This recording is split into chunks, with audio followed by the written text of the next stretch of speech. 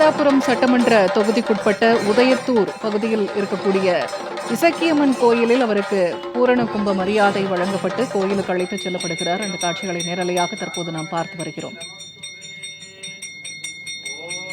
உதயத்தூர் பகுதியில் இருக்கக்கூடிய இசக்கியம்மன் கோயிலில் புரட்சி தாய் சின்னம்மா அவர்கள் தற்போது சுவாமி தரிசனம் செய்து வருகிறார்.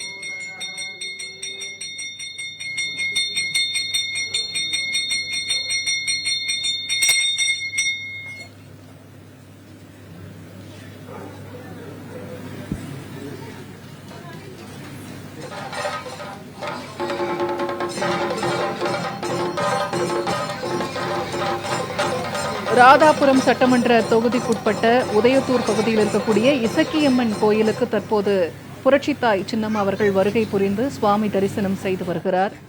நேரலையாக தற்போது நாம் பார்த்து வருகிறோம். கோவிலுக்கு வருகை புரிந்துள்ள புரட்சித்தாய் சின்னம்மா அவர்களுக்கு உற்சாகமான வரவேற்பு கொடுக்கப்பட்டு வருகிறது.